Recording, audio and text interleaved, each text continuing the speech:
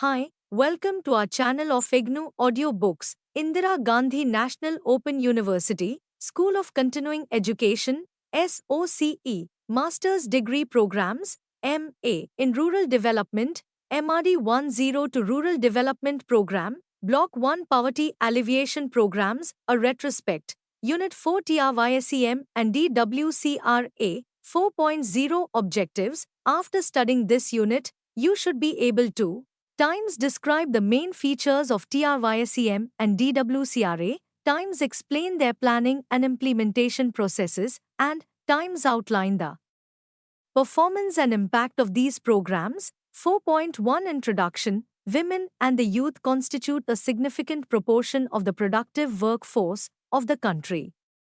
IRDP is essentially a self-employment program.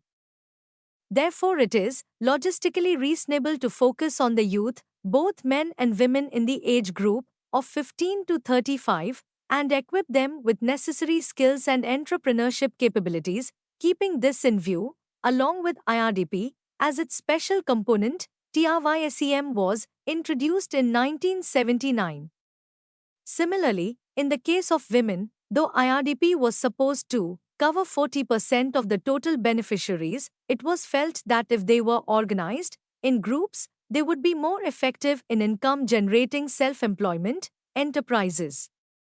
It is on this premise that DWCRA was launched in 1983. 4.2 TRYSEM, the program and its functioning. Let us now have a look at the objectives of TRYSEM, its strategy, the organizational framework and the linkages. 4.2.1 Origin and objectives of TRYSEM. The rural unemployed youth are categorized into four groups: I, literate and skilled; 2, literate and unskilled; 3, illiterate but skilled; and 4, illiterate and unskilled.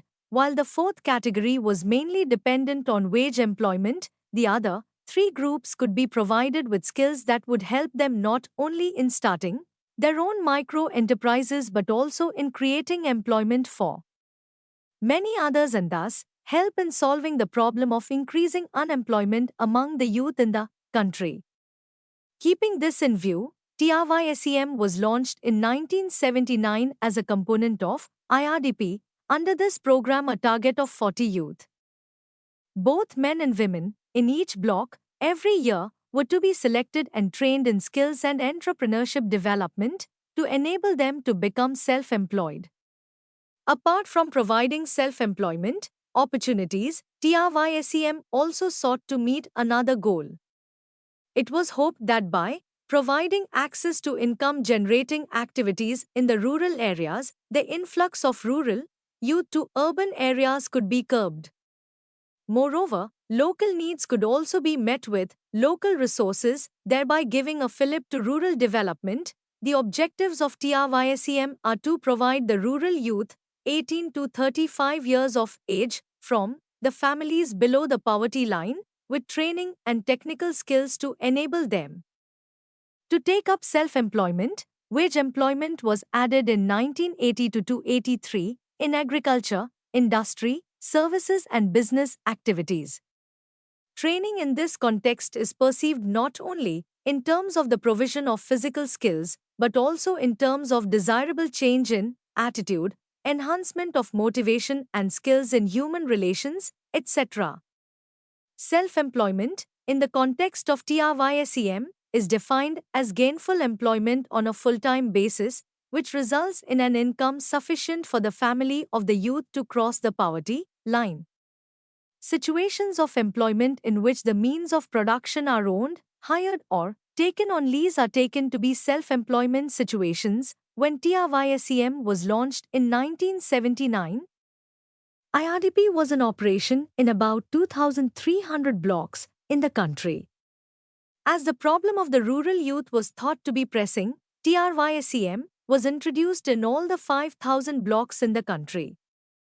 The blocks which were under the IRDP operations had funds allotted from IRDP allocations, while the non-IRDP blocks had separate funds allocated to them.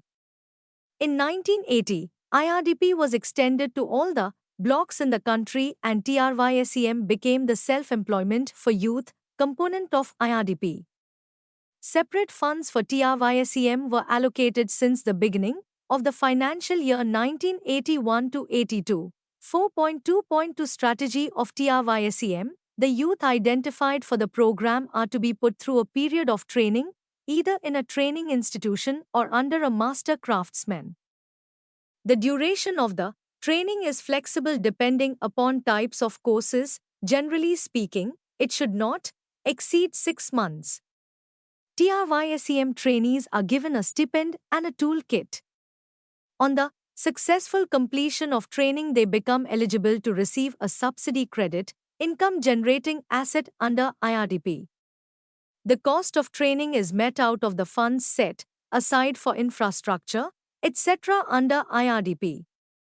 Every TRYSEM trainee is thus a potential IRDP beneficiary. TRYSEM is currently putting emphasis on industries and services. A program for developing entrepreneurship among TRYSEM trainees is being conducted separately. The objectives of TRYSEM include wage employment since 1982 to 83 in the case of project linkages. Such projects, selected by the State Level Coordination Committee (SLCC), were required to fulfill the following conditions. Times projects were to be integrated ones. Times beneficiaries were to be from IRDP target groups. Times at least 50% of the youth were to be trained for self-employment, either for secondary or tertiary sector activities. Times training of all beneficiaries was to be funded out of TRYSEM funds. Times wage employment training was to be in the secondary and tertiary sectors. 4.2.3 Organizational Framework. The Block Development Officer, BDO, has the responsibility to select the eligible youth belonging to the target groups with the help of village-level workers, VLWs. The BDO invites applications and scrutinizes them. The identification of vocations is done by the District Rural Development Agency, DRDA, in consultation with the district-level officers of different departments, keeping in view their sectoral plans. Emphasis is placed on producer activities and the marketability of the product also is kept in mind. After the short listing of vocations, the DRDA prepares a resource inventory of training facilities like polytechnics, Khadi and village industries, KVIs, Krishi Vigyan Kendras, Nehru Yuvak Kendras, etc. Additionally, services of a master craftsman may be utilized for training on a very limited scale, not more than 3 trainees per master craftsman at any point of time.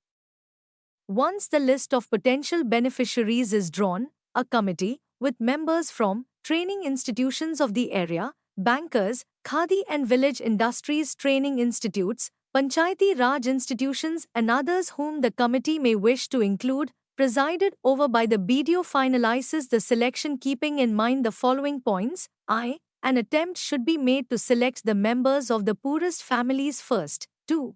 Priority should be given to members of scheduled castes and scheduled tribes. 3. At least one-third of the candidates should be women. 4. Some consideration should be given to persons who have completed the 12-month course under the National Adult Education Program. No educational qualifications have been prescribed for the trainees. The syllabus, which has to be approved by the DRDA, is expected to include training in operational skills as well as managerial skills. Thus, DRDA is responsible for the implementation of TRYSEM. The Assistant Project Officer, Industries, and Extension Officers, Industries, are responsible for the execution of TRYSEM in addition to their normal duties. At the state level, there is a subcommittee of the State Level Coordination Committee, SLCC, working exclusively for TRYSEM. An official of the rank of Project Director of DRDA functions at state headquarters on behalf of the IRDP Monitoring Cell. At the apex level, i.e. at the level of the center, the Central Committee on IRDP and related programs provides policy guidelines and also monitors the implementation of approved activities. This committee is presided over by the Department of Rural Development. 4.2.4 Backward and forward linkages. Once the selected youth complete their training, they are to be provided self-employment opportunities like the basic support system and infrastructural facilities.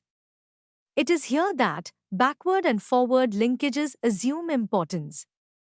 Backward linkages basically comprise inputs and infrastructural support to the trainees, whereas forward linkages relate mainly to the demand for and marketing of the products produced by them. For the trainees, the DRDA is responsible for coordinating or providing these linkages. For this, it has to maintain contacts with institutions that can provide such linkages. Such functional public undertakings are selected as can provide infrastructural support and also supply inputs. Funds earmarked for infrastructure development under IRDP may be utilized for developing such institutions. Moreover, district cooperative marketing societies (DCMS) also provide marketing support for IRDP goods. In addition, local haats, bazaars, and regulated agricultural markets have a useful role to play in the marketing of their products. The infrastructure for training itself is provided by networks of organizations at the national and sub-state levels. These include the National Institute of Rural Development, NIRD, at Hyderabad and its regional center at Guwahati, the State Institutes of Rural Development, the Extension Training Centers, ETCs, and other institutions of management development and rural management. These institutions basically focus on training the trainers who in turn train the TRYSEM candidates as well as assist in various areas of rural development. 4.2.5 Performance of TRYSEM. As you have studied, TRYSEM was set up to train the rural youth from poor families for realizing self-employment opportunities. Hence, in order to analyze the performance of TRYSEM, we must focus on two issues. The first is the extent to which the targets set in terms of the number of youth to be trained, the financial allocation to be made, etc. were realized. The second is the ease of flexibility with which the trained youth have been able to gain access to self-employment opportunities. Moreover, while looking at the various aspects of self-employment, we must also see whether self-employment has helped in ameliorating the conditions of poverty in the families concerned. Tables 4.1 and 4.2 provide financial expenditure and physical achievements of TRYSEM for different plan periods. Now, you can compare the achievements of the program during the different plan periods. It may be mentioned here that it was possible to realize the desired results from the program in any of the plan periods. As can be seen, the youth who got self-employed after the training were less than 50% of the original number. About 10 to 20% of the trained youth were able to get wage employment and the remaining continue to be unemployed even after training. Table 4.1, Financial support under TRYSEM. Table 4.2, Number of youth trained and employed. Look at the screen. Having looked at the performance of TRYSEM, let us assess its functioning and see whether there are shortcomings and if there is room for further improvement. First, we may dwell for a moment on the achievements of TRYSEM as a program. It has had some success as a means of tackling the problem of unemployment and underemployment in rural areas. Moreover, in its training format, it has been fairly successful in providing both technical skills and managerial and entrepreneurial abilities. It has also made large-scale use of master craftsmen and other trainers in informal settings. In fact, its stress on vocational training has prompted some to propose that rural education in general should be reoriented to include some elements of training as provided by TRYSEM. There are, however, shortcomings in the operation of TRYSEM. Some of them are given below. Times implementation is generally uneven. Times, although the program imparted training, it has not, in some cases, instilled the candidates with the confidence necessary to take up self-employment ventures. Times the training offered lacked appropriate technology in the package provided. Times there are deficiencies in training arrangements and also in the syllabuses prescribed by various training institutions. Times in the selection of trades, self-employment possibilities and their financial viability were not considered right in the beginning. Times assistance in the provision of raw materials and marketing has been poorer than expected. Times every district did not have training centers for TRYSEM. Times in a large number of cases, the assistance provided to TRYSEM trainees from IRDP for projects had no link with the training they had received. 4.3 Development of Women and Children in Rural Areas, DWCRA. In the preceding unit, you studied details about IRDP, the main poverty alleviation program in the country. As we discussed in that unit, after the first few years, our planners realized that women did not reap as much benefit out of IRDP as they were expected to. Besides, women have some unique problems in taking up self-employment activities. These are: I. Women have the responsibility of managing household chores, which keep them engaged for a considerable time every day. 2. Women with infants around them find it difficult to leave them unattended. And 3. Most of the poor women, being illiterate, lack even the minimum entrepreneurship capabilities, and therefore it is necessary to organize them into groups so that, supported by cooperative group effort, they may perform better. Hence, it was felt necessary to devise a special program which could overcome the above-mentioned problems of the poor, women and children in rural areas. Accordingly, DWCRA was introduced in 50 districts on a pilot basis in the year 1983. Steadily, more and more districts were brought under DWCRA, and by 1990 to 91 its coverage was extended to all the districts in the country. Initially, it was also a component of IRDP. In 1990, however, it was made an independent program by itself. 4.3.1 Objectives and Strategy of DWCRA. The basic objective of DWCRA is to provide rural women with productive income-generating assets and credit, and also enhance their skills. Further, it seeks to provide an effective organizational support structure so that, to be more effectively, the women involved may receive assistance in the production of goods and services. The target group of DWCRA is the same as that of IRDP and TRYSEM. The basic deviation from IRDP, however, lies in the fact that under DWCRA, it is not individual families which receive assistance but the group. The DWCRA scheme envisages the formation of groups, each consisting of 15 to 20 women. It is expected that the women would come together for activities which are mutually beneficial to them.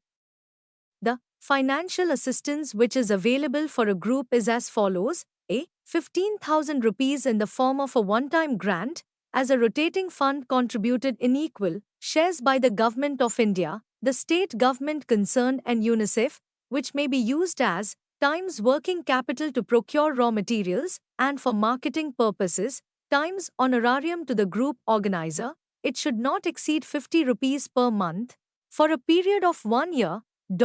Times infrastructural support for income generating activities, times funding for child care facilities by establishing Anganwadis in all the villages where DWCRA groups are organized. B. Traveling allowance at the rate of 2,000 rupees per year for 1 year for the group organizers. Although DWCRA is basically a program to generate productive assets, it is not confined to providing economic benefits. It includes supportive services like mother and child care, adult education, immunization, etc. To this end, coordination is maintained with various other departments such as education, health and family welfare, and women and child development. 4.3.2 Administrative and organizational aspects of DWCRA. DWCRA has an administrative structure for carrying out operations related to the program. At the state level, a woman of the rank of Deputy Secretary to the state government is in charge of the program. At the district level, a woman officer may be appointed as an Assistant Project Officer, APO, Women's Development, to assist the project officer of the District Rural Development Agency, DRDA. You have already studied the functioning of DRDA in an earlier unit on rural administrative structure in Block 3, MRD 101.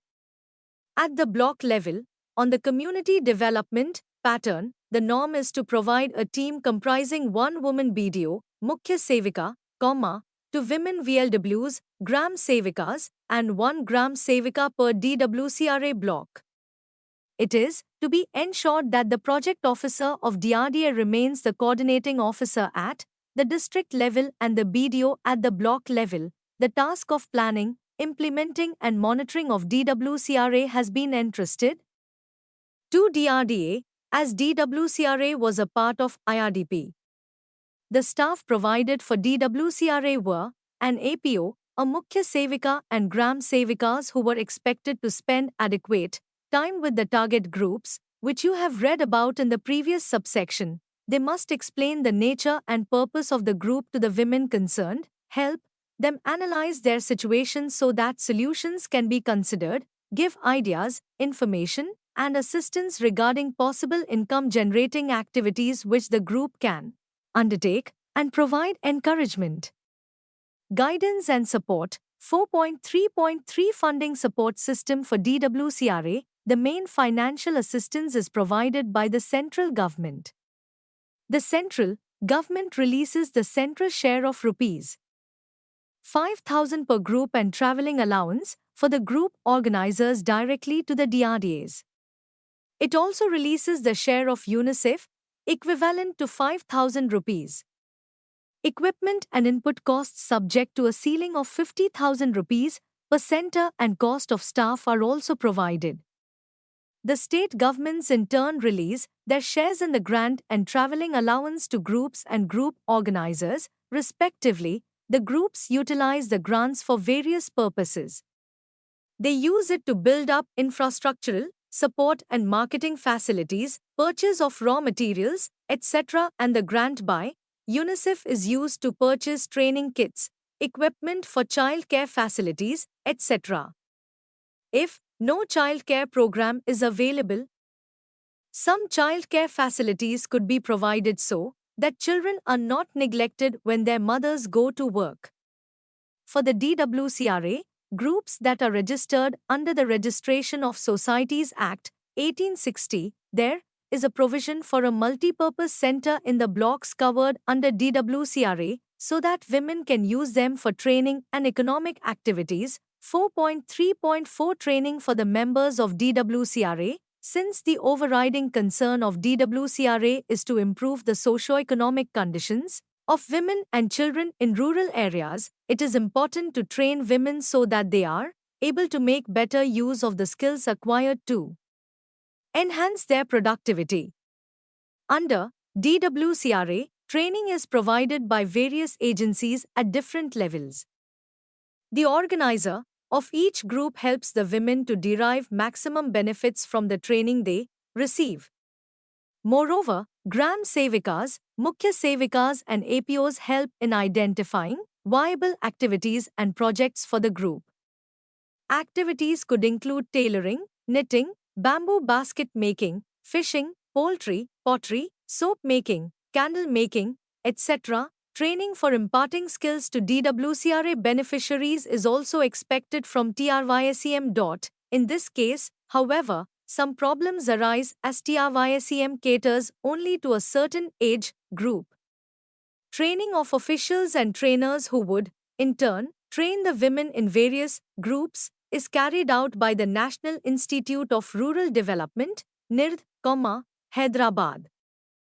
4.4 Performance of DWCRA. To evaluate and assess the functioning of a special program like DWCRA, it is important to review its broad objectives. These include increase in women's participation in rural development and a rise in their earnings, helping women to develop new skills, providing them with better access to credit, and helping them in marketing their products. With these objectives in view, let us take a look at the performance of DWCRA. From tables 4.3 and 4.4, it is clear that investment on DWCRA increased considerably year after year, and so the number of the groups and the members of DWCRA program. One of the reasons for this rapid increase was that every year new districts were added to the program, and by 1993 to 94 all the districts were covered under it. DWCRA suffers from some basic deficiencies and problems which act as constraints in the functioning of the program.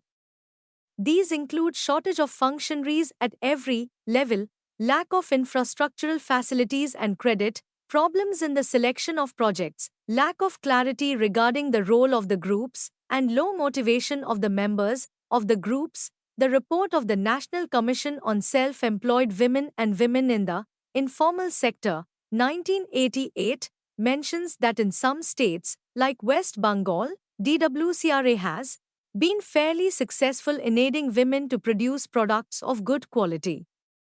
In Punjab, the Women's Economic Development Corporation has been linked to DWCRA and has therefore been successful in providing markets for the products through government contracts. Some problems, however, do persist.